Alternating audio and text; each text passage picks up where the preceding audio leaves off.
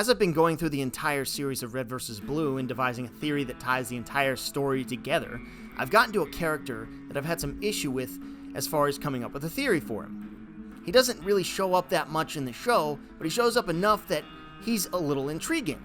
I'm talking about Private Jenkins. He's a Blue Team member that really only shows up in alternate endings, deleted scenes, and a cameo here and there in actual canon. A lot of fans were curious about what his true nature was, and even thought that maybe it was possible that he was secretly Agent Georgia, the agent that flew off into space because of a jetpack mishap.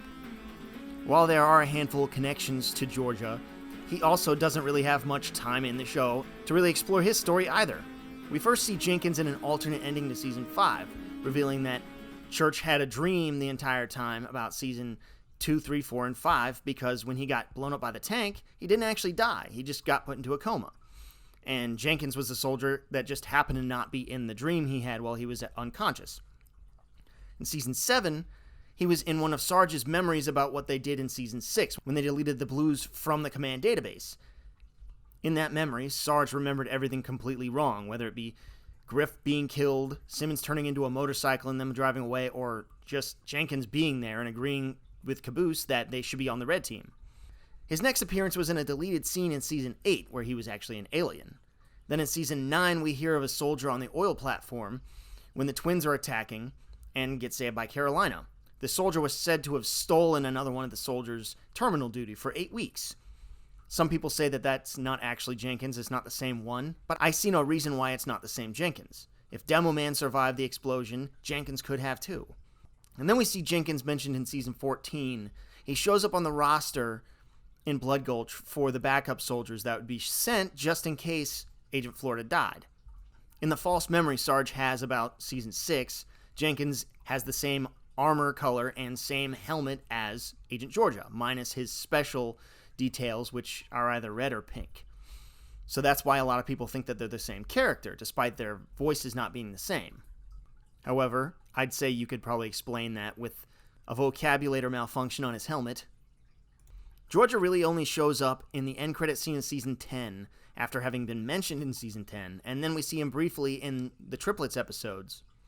Oddly, we don't have any Jenkins appearances in the Chorus trilogy, but after the Chorus trilogy in Season 14, we come to the Shizno Paradox trilogy, which is what I'm calling it since it's a trilogy made by the same guy and they're loosely connected, whether or not 15 is actually part of the main story or not. In my mind, it's a trilogy. But anyway, we get to the Shizno Paradox trilogy, where we meet a character called Genkins. He has the same armor color as Jenkins and Georgia, and he has the same helmet as Georgia in that one instance of Jenkins. Now, it's speculated that because of all the time travel shenanigans that Genkins gets into in Season 16 and 17, that all the appearances of Jenkins and Georgia could very well be him. Joe Nicolosi, the man who made 15, 16, and 17, said that Georgia's not connected. Though I will say that doesn't make too much sense given that Jenkins' name has been changed to Genkins, which starts with a G, so if they're not connected, why change his name to Genkins? You know what I mean? It doesn't really make much sense. Though I have to give him credit, at least he tried to do something with this character. Could Genkins be the missing connection between all the Jenkins appearances, and if you really want to, Georgia? In my mind, it could, but I don't want it to be. And here's why. While Jenkins doesn't really have much story in Red vs. Blue, and neither does Georgia, I'm not a big fan of Genkins as a character. First off, he's just a ripoff of Loki and possibly the Joker, and I think I've had enough of the villain that wants to do things for just pure chaos. It's not really intriguing anymore. And with Genkins, he doesn't really have much of a purpose in Season 16 other than to exist so he can be in Season 17. In Season 16, the Reds and Blues are the ones going around messing up time, and he says he's there to make sure they do it. But they already had it set in their minds to do it, so he didn't really do anything other than get rid of pizza so that Griff would time travel, even though he was already time traveling. And then in Season 17, Genkins does a redundant plot of what happened in 16. And then at the end of the season, spoiler alert, Genkins goes back in time and becomes Krovos. And to me, that's kind of a lazy twist, and at the same time, it would mess up the timeline completely. See, you got Genkins going back in time and becoming Krovos. But then Huggins goes back in time and tells the cosmic powers of Genkins' betrayal, so he gets locked up just like Krovos. Well, then if that's the case, that Genkins can never go into the future and become the antagonist of the Reds and Blues, and therefore be sent back in time to become Krovos. So therefore, everything we saw in those 3 seasons gets erased. And I know it's not a multiverse thing, because the whole point of that trilogy was that paradoxes, which is basically what they were creating in season 17, a multiverse, by creating paradoxes. The paradoxes are a danger to time, and they were trying to fix that. And so they defeated him by creating a paradox. But regardless, my point being that even though Genkins shows up in places where the Jenkins appearances happen, we don't exactly see the exact appearance of Jenkins. And if Genkins is doing what he's doing in 17, where he's jumping from helmet to helmet, why would there be memories of him in a guy called Jenkins? Especially since there's 2 canon mentions of him. One in the roster, one on the oil platform. That means he's possessing a guy with a similar name to him. Or he's just lying to the people that's around him in the part of the timeline. There's also the fact that Genkins doesn't really sound or act like the Jenkins appearances. Jenkins is played by the guy who plays Donut, and I think in his first appearance, maybe by Matt Hullum. I'm not entirely sure. It sounds like Matt. But regardless, it sounds nothing like this British villain we've got that's Genkins, you know what I'm talking about? The character's completely different. And I feel like if they were going to make Genkins be the Jenkins character, they should have tried to connect that to the overall story in those appearances with Jenkins, not just random shenanigans for the sake of random shenanigans to break the timeline. There's no real context in that for me. That's part of what makes Genkins a boring villain. He doesn't really have motivation other than chaos. I know O'Malley was awesome when he did that, but that was earlier in the show, and by this point in time, I'm kind of tired of those kinds of villains. If you actually look at the Jenkins appearances, first off, if the oil platform appearance of Jenkins is canon, and that is the same Jenkins, then he can't be Georgia, unfortunately. Maybe if Jenkins survived the oil platform, he was sent to the red and blue programs because he failed his job. And it is all the same military, technically. I know a lot of people want them to be the same characters, but if Georgia was recruited with all the other freelancers, he'd already be a freelancer when Jenkins was on the oil platform. Yeah, you could always consider that maybe Georgia's undercover on the oil platform, but still, Tex, the best of the best, was on that oil platform mission, and her name was on the headcount roster for 479er when she was picking up Carolina. And if she was on that roster, even though she wasn't picked up by the ship, why wouldn't Georgia? It's not like he was higher ranked than her. I think it would have been a lot more interesting if they looked at these appearances of Jenkins and thought, how can this connect to a story with cosmic powers, ancient aliens, and time travel? Just like they could have used the time travel stuff and the prophecy stuff from 3 through 5. They reference prophecy, but it's not the same one. A prophecy is referenced by the red and blue grunts in season 15, and then the prophecy in 16 and 17, which is the stupid pizza quest. On the oil platform, that's the place where the engineer was hidden, and that's why the freelancers were there, to get information on the engineer.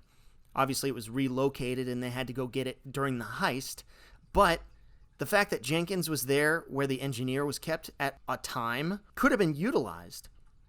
Engineers are ancient aliens created by forerunners. And if Krovos is an ancient being at the beginning of the universe that basically created everything in this arc, why couldn't they have utilized that concept? Then there's the fact that I realized not only was the engineer on the oil platform with Jenkins, but the engineer's also the creature that fixed the Alpha every time he fractured. And when the Alpha goes into hiding and they can't fracture him anymore, that's the next time we see Jenkins. He's on the roster by mistake, as fate would have it, and then he shows up in that alternate ending. In another one of my videos, I said that maybe that alternate ending where Jenkins is in Blood Gulch could be the beginning of the time loop. He could be why the tank didn't blow Church up. And then after Simmons and Griff show up and kill Jenkins, Caboose, Tucker, and Church, that's when Church was sent to Blood Gulch by Wyoming and Gamma to start the time loop. And that's why when Church gets to Blood Gulch, the tank is already set so it wouldn't cause friendly fire, and it's named Phyllis because Jenkins accidentally caused that, trying to stop it from blowing up Church. And funny enough, the next time we actually see Jenkins in Season 7 is in a memory Sarge is having of when they were at command trying to save Church's memories and give them back to Church. So not only have we seen Jenkins with the creature that helped fix Alpha, and with Alpha, but now in a scene where they're trying to get Alpha's memories. And then, as fate would have that, The alien that we see him as in Season 8's deleted scene is one of the aliens that worships the orb that Church's memories were put into. And that alien has almost all of the armor permutations that Santa has. While the oil platform, the roster, and the Blood Gulch appearance in the alternate ending have one straight connection, I don't know how they could connect to Sarge's weird daydream and the alien in the desert, but you get my point. I feel like these are interesting connections that could have been utilized while writing a story about ancient aliens, the cosmic powers, and time travel, and prophecies that were completely overlooked for a story involving a villain that's basically just a ripoff of the Joker for the millionth time. And in my mind, I don't want Genkins to be the same character as Jenkins. And the funny thing is, in Season 17, I had a theory that Genkins was going to be revealed to be Temple, because when he doesn't speak with his British accent, he kind of sounds like Temple. And to be honest, that's probably what Temple could have been, the leader of the Krovos worshippers. Especially since he had the red and blue grunts on his team, and they were religious nuts. The thing with Jenkins is, all of his appearances, if you look at all these finer details, could make it very well look like that Jenkins is following Alpha and making sure each step of his life goes a certain way for the engineer, the one that was protecting him and keeping him repaired when he was fractured. I will say it's an interesting coincidence that Jenkins shows up everywhere that Alpha is either evolving or in need of protection, and Georgia just happens to be one of the only freelancers we've seen that doesn't get an AI.